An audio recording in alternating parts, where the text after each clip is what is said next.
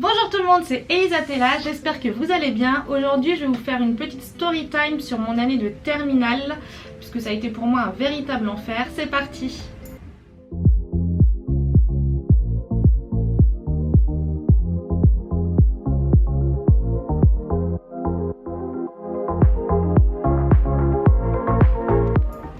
Donc du coup pour commencer, à la rentrée tout s'est très bien passé et vers le mois d'octobre j'ai eu une énorme crise d'eczéma qui a fait que je ne pouvais plus sortir de chez moi.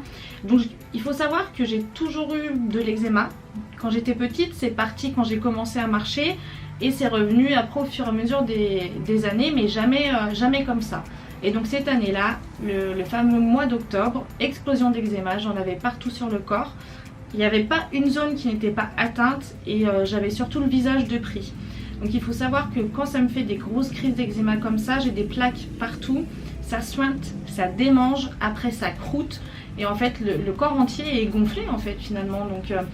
Donc pendant cette période-là qui a duré 3 mois, j'ai pas pu aller en cours, donc quand même l'année terminale c'était assez dérangeant.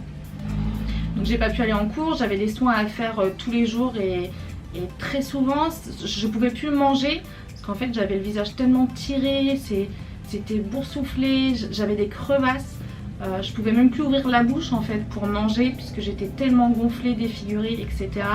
Je pouvais plus me laver, donc je me lavais avec de l'eau de bouteille dans la baignoire. Bref, ça a été une catastrophe. C'est pas le sujet d'aujourd'hui, mais bon, c'est un lien quand même direct. Et donc pendant cette fameuse période-là des 3 mois, donc j'ai été absente en cours, donc j'ai pas pu suivre les cours, etc. À savoir qu'il y a le bac à la fin de l'année. Ce qui fait que la période avant les vacances de Noël, donc mi-décembre, j'ai été convoquée en fait dans le bureau de la directrice, puisque c'était une directrice dans ce lycée-là. Elle m'a convoquée, donc j'étais toujours en très mauvais état puisque je refusais de prendre de la cortisone pendant toute cette période, malgré le médecin, le fait qu'il insiste et qu'il veuille absolument que j'en prenne pour aller mieux. Je refusais totalement, catégoriquement, c'était un grand non. Donc c'était en fait, ça avait beaucoup de mal à passer puisque j'avais pas de cortisone et c'était constamment, en fait je me suis retrouvée sans pouvoir bouger, hein. Je mens pas, j'ai pas de photos parce que c'est une période que j'ai détestée dans ma vie et que c'est pas des moments où on aime se prendre en photo, même si aujourd'hui je me rends compte que j'aurais dû, puisque ça m'aurait servi pour pouvoir vous montrer jusqu'à où j'ai été avec l'eczéma, mais bon c'est pas grave. Donc du coup complètement défigurée, voilà, on me reconnaissait même plus, hein, mes propres parents voyaient plus leur enfant devant eux quoi.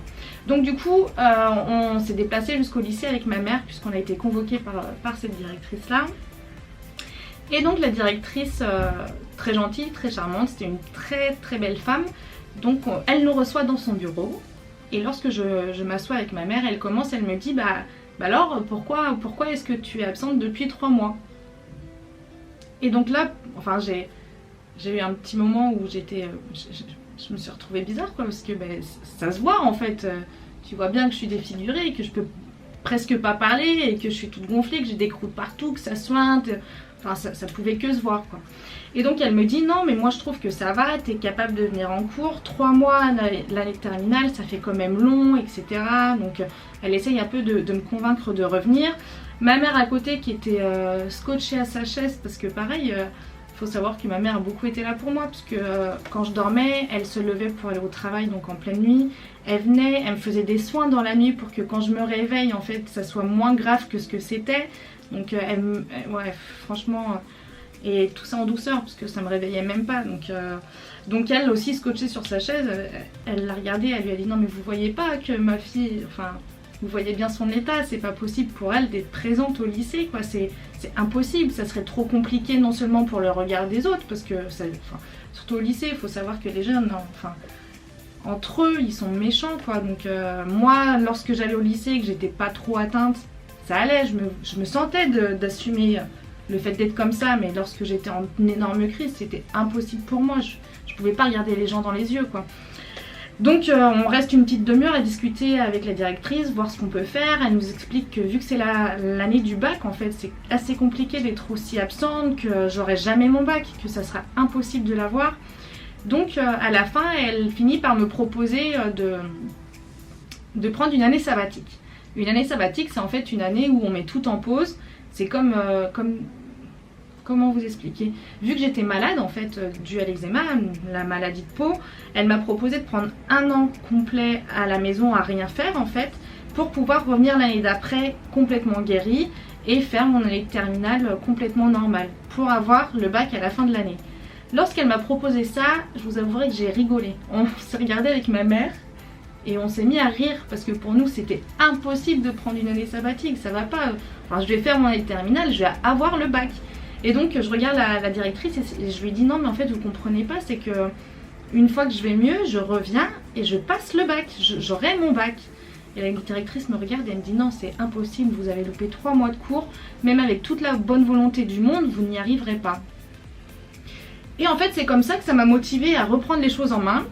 Et en partant du rendez-vous, j'ai regardé la directrice et j'ai dit au début d'année prochaine, donc la reprise de janvier, je serai présente, je passerai mon bac et vous verrez que je l'aurai. Elle m'a dit bah j'aimerais bien y croire mais bref, elle était très très sceptique. Donc du coup je monte dans la voiture avec ma mère et on se regarde, elle me dit t'es sûre de toi? Je lui dis oui, je suis sûre de moi, je vais avoir ce bac. Donc début janvier je reviens et je lui prouve que je peux le faire.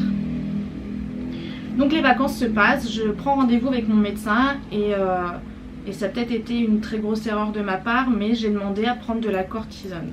J'ai jamais voulu en prendre parce que pour moi la cortisone c'est vraiment mauvais pour la santé, ça détruit, ça rend accro, ça fait grossir, c'est très restrictif pour le soleil, etc. Donc je voulais pas en entendre parler. Sauf que là je m'étais engagée à revenir en janvier et je me sentais absolument pas capable de revenir au lycée devant tout le monde, parce que c'était un énorme lycée. En plus il y avait côté professionnel et côté général. Il y avait un côté tout ce qui était manuel, etc. pour surtout les garçons, et un côté tout ce qui était administratif, commerce, etc. Donc c'était un énorme lycée où tout le monde se regroupait en fait pendant les pauses pour manger, etc. Donc je ne me voyais absolument pas capable de venir complètement défigurée. Bah, je ne me voyais pas le faire. Du coup j'ai accepté de prendre de la cortisone et effectivement au bout de quelques semaines, donc j'ai envie de vous dire 2 semaines, donc le temps des vacances scolaires, ça allait beaucoup mieux.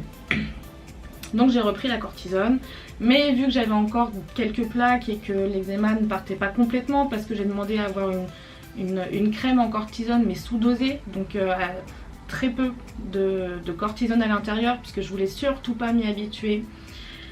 Et du coup j'allais en cours. Donc comme j'avais fait ma promesse, je suis bien allée en cours en janvier et j'ai essayé de reprendre le rythme que tout le monde avait. Ça a été assez compliqué, j'ai dû travailler 2 fois plus.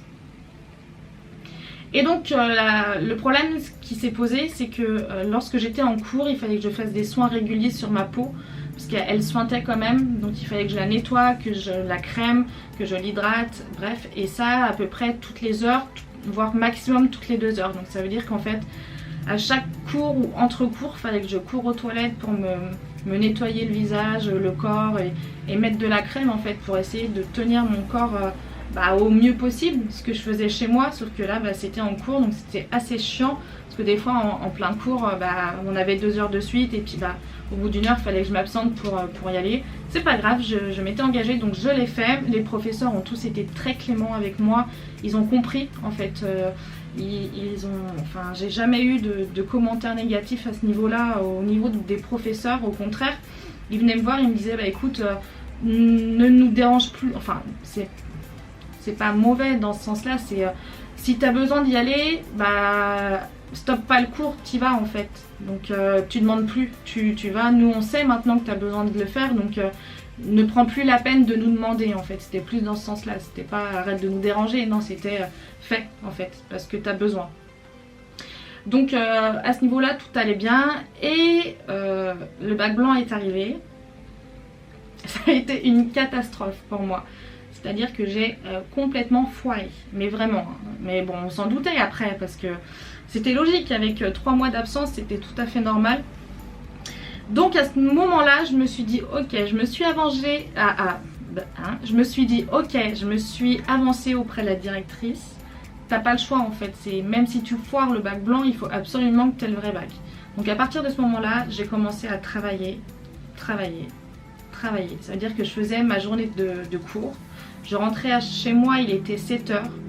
Je mangeais, je prenais ma douche et à partir de 8 h jusqu'à 3 h du matin, je bossais pour essayer de récupérer les cours. Donc je m'arrangeais avec les copains, les copines pour récupérer leurs devoirs, pour les contrôles, etc.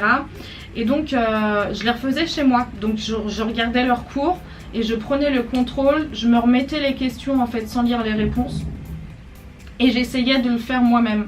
Et du coup je pense que ça a beaucoup aidé parce que finalement je faisais les contrôles, j'avais la correction derrière, donc j'étais capable de me corriger et savoir les erreurs que j'avais faites.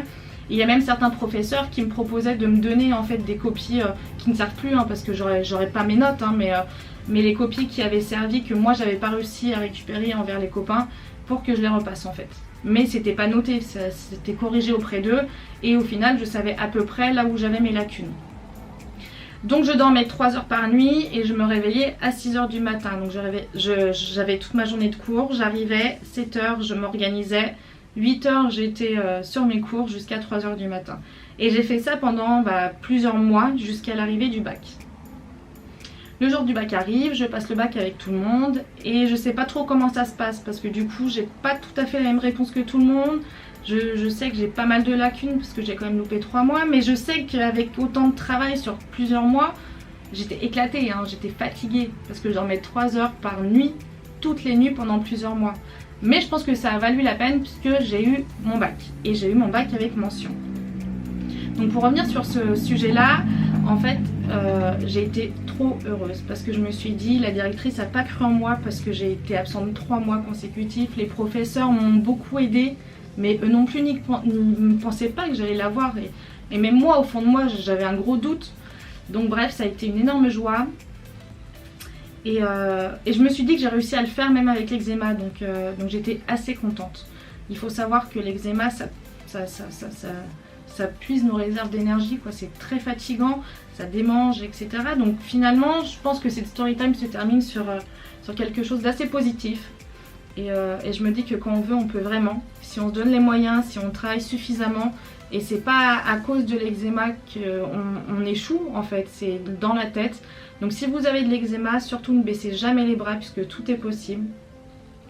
Avec la volonté et le travail, on peut réussir à faire de grandes choses. Et voilà, cette story time est maintenant terminée. N'hésitez pas à me laisser dans les commentaires. Oui, dans les commentaires. Mettre un like et vous abonner. Et voilà, cette story time est maintenant terminée. N'oubliez pas de me laisser un commentaire pour me dire ce que vous en avez pensé, si j'ai été assez claire et si vous avez apprécié. N'hésitez pas à vous abonner et à me laisser un pouce bleu si vous avez aimé et pour continuer à m'encourager.